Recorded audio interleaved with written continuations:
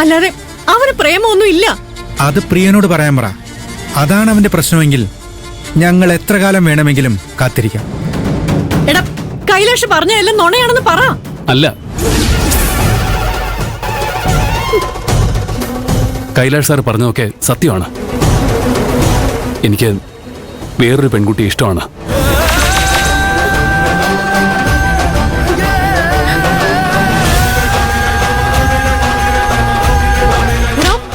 നീ എന്നെ എല്ലാവരുടെയും മുമ്പിൽ വെച്ച് നാണം കെടുത്താൻ വേണ്ടി നാടകം കളിക്കായിരുന്നല്ലേ?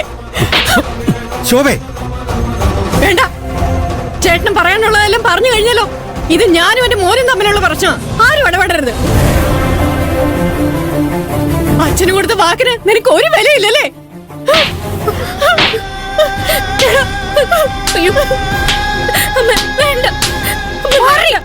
നിന്റെ അമ്മ, ഇതെന്റെ കുടുംബ പ്രശ്നം. മിണ്ടാതെ പോയിക്കോണം. അവൾ എങ്ങോട്ടും പോകുന്നില്ല.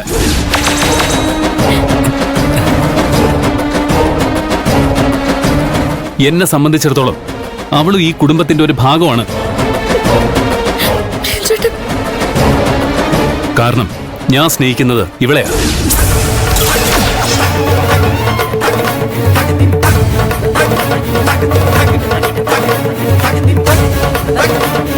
ഞാൻ കല്യാണം കഴിക്കുകയാണെങ്കിൽ അത് പാറുവിനെ മാത്രമായിരിക്കും.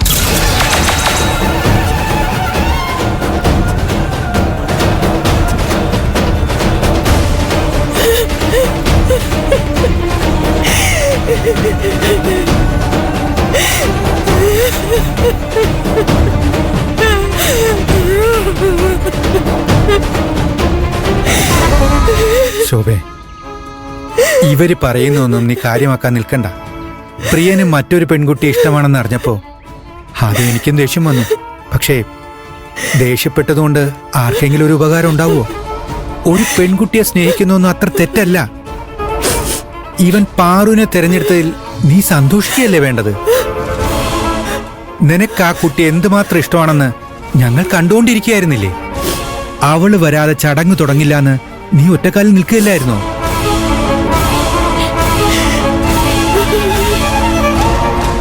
അവള് വന്നതിന് ശേഷം തിരികൊളുത്തുന്നു മുതൽ എല്ലാ കാര്യങ്ങളും നീ അവളെ കൊണ്ടല്ലേ ചെയ്യിപ്പിച്ചത്. ഇതിനെയാണ് വെളുക്കാൻ തേച്ചത് പാണ്ടായി എന്ന് പറയുന്നത്. പാറുവിനെ കണ്ടിട്ട് നല്ല കുട്ടിയാന്നാ തോന്നുന്നത്. പ്രിയന്റെ ആഗ്രഹത്തിന് തടസ്സം നിൽക്കാതെ സന്തോഷത്തോടെ അവരെ ഒരുമിപ്പിക്കും ശോഭേ.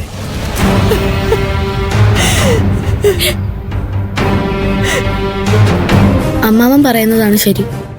ചേട്ടൻ കുടുംബത്തിന് വേണ്ടി എന്തുമാത്രം കഷ്ടപ്പെട്ടിട്ടുണ്ടെന്ന് അമ്മ തന്നെ പറയാറില്ലേ? അവനവന് വേണ്ടി എന്തെങ്കിലും വേണോന്ന് ചേട്ടൻ ഇന്ന് വരെ ആഗ്രഹിച്ചിട്ടുണ്ടോ? പാറുവിനെ പോലെ ഒരു നല്ല പെൺകുട്ടിയെ കണ്ടപ്പോ ചേട്ടൻ അറിയാൻ സ്നേഹിച്ചു പോയി. ചേട്ടന്റെ സന്തോഷത്തിന് വേണ്ടി ഇത് ചെയ്തു കൊടുക്കമ്മേ, പ്ലീസ്. ദർശനേ, നീ മിണ്ടരുത്.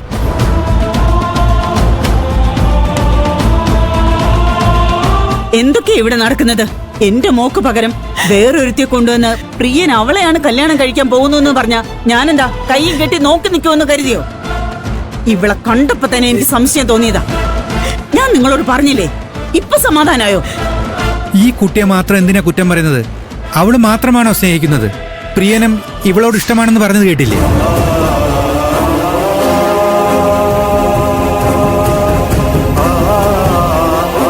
പ്രിയൻ വേറൊരു പെൺകുട്ടിയെ കല്യാണം കഴിച്ചു എന്ന് കരുതി അവൻ നമുക്ക് അന്യനാവുന്നില്ല. അവൻ നമുക്ക് ഒരു മകനെ പോലെ തന്നെയല്ലേ? അവന്റെ സന്തോഷം നമുക്കും വലുതല്ലേ? ചേട്ടൻ എന്തൊക്കെ പറഞ്ഞാലും ഇതെനിക്ക് അംഗീകരിക്കാൻ പറ്റില്ല. നിന്റെ അംഗീകാരം ഇവിടെ ആർക്കും വേണ്ട.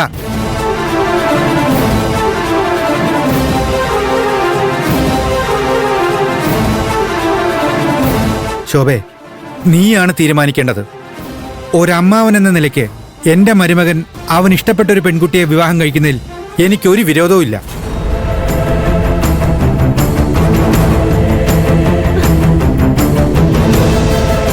ഞാൻ പറയുകയാണെങ്കിൽ നീ ഇവരുടെ കല്യാണം നടത്തി കൊടുക്കണം. നമ്മൾ തീരുമാനിച്ച പോലെ ഇവിടെ വെച്ച് തന്നെ വാക്കുറപ്പിക്കാം. ചേട്ടാ, തുളസി ആരെ കല്യാണം കഴിക്കണമെന്ന് തീരുമാനിക്കാനുള്ള അവകാശം ചേട്ടനുണ്ട്. പക്ഷെ എന്റെ വീടിന്റെ മരുമകൾ ആരാണോന്ന് ഞാൻ തീരുമാനിക്കും. അല്ല ശോഭേ, ചേട്ടൻ വീട്ടിലേക്ക് പോയിക്കോളൂ. നമുക്ക് അവിടെ വെച്ച് സംസാരിക്കാം.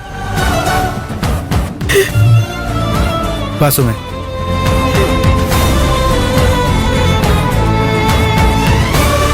മക്കളെ മര്യാദയ്ക്ക് വളർത്തിയില്ലെങ്കിൽ ഇങ്ങനെ ഇരിക്കും.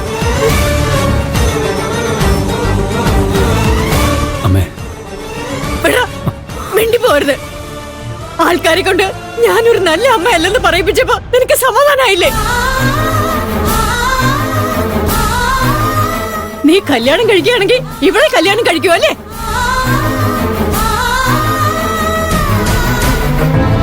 അങ്ങനെയാണെങ്കിൽ നീ ജീവിതകാലം മുഴുവൻ കല്യാണം കഴിക്കാതെ നോക്കിയിരിക്കേ ഉള്ളൂ.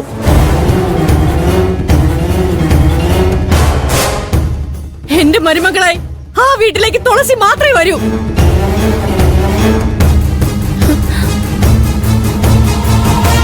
നിന്റെ അച്ഛൻ കൊടുത്ത വാക്ക് പാലിക്കാതെ ഞാൻ മരിക്കില്ല.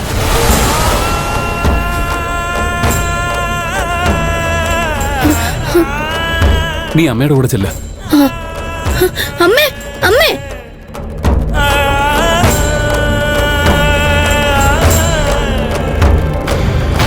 കുറെ ബഹളമൊക്കെ സംഭവിച്ചെങ്കിലും എല്ലാ സത്യങ്ങളും പുറത്തേക്ക് വന്നല്ലോ. ഈ സമയത്ത് കൈലാഷ് സാർ ഇവിടെ നിന്ന് പോയത് നന്നായി. ഇല്ലെങ്കിൽ നീയും പാറും തമ്മിൽ ഇഷ്ടത്തിലാണെന്ന് അദ്ദേഹം അറിഞ്ഞേനെ. ആ, എന്തായാലും അദ്ദേഹം കാരണം നിനക്കൊരു നല്ലത് സംഭവിച്ചു. എങ്ങനെയൊന്നും അല്ലല്ലോ കുറച്ചു നേരത്തെ പറഞ്ഞത്. കൈലാഷ് സാറിനെ വിശ്വസിക്കരുത്, അദ്ദേഹം ചതിക്കുന്നൊക്കെ അല്ലേ.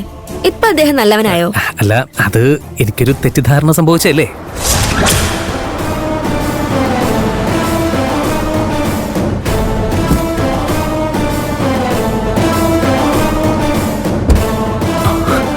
കൈലാഷ് സാർ വന്നു. എന്തായി പ്രിയൻ, എല്ലാം നല്ല രീതിയിൽ മുടങ്ങിയില്ലേ? ഞാനായിട്ട് തുടങ്ങി വെച്ച എല്ലാ പ്രശ്നങ്ങളും ഞാൻ പരിഹരിക്കുമെന്ന് വാക്ക് തന്നല്ലേ. ഇപ്പോ ആ വാക്ക് ഞാൻ പാലിച്ചിട്ടുണ്ട്. ഞാൻ നിന്നോട് ധൈര്യമായിട്ട് അമ്പലത്തിലേക്ക് പോകാൻ പറഞ്ഞപ്പോ നിങ്ങൾ എല്ലാവരും കൺഫ്യൂഷനായി കാണും. എനിക്ക് വേണമെങ്കിൽ എളുപ്പത്തിൽ ശോഭാനോട് സംസാരിക്കായിരുന്നു. പക്ഷേ അതുകൊണ്ട് പ്രശ്നങ്ങൾ തീരില്ലെന്ന് എനിക്കറിയായിരുന്നു. അതുകൊണ്ടാ ഞാൻ നിന്റെ അമ്മാവനോടെല്ലാം തുറന്നു പറഞ്ഞത്.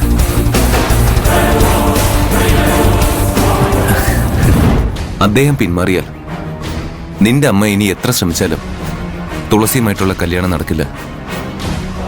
ഈ പ്രശ്നത്തിന് ശാശ്വതമായിട്ടുള്ളൊരു പരിഹാരമാവുകയും ചെയ്യും. സർ, എനിക്കെന്താ പറയേണ്ടെന്നറിയില്ല.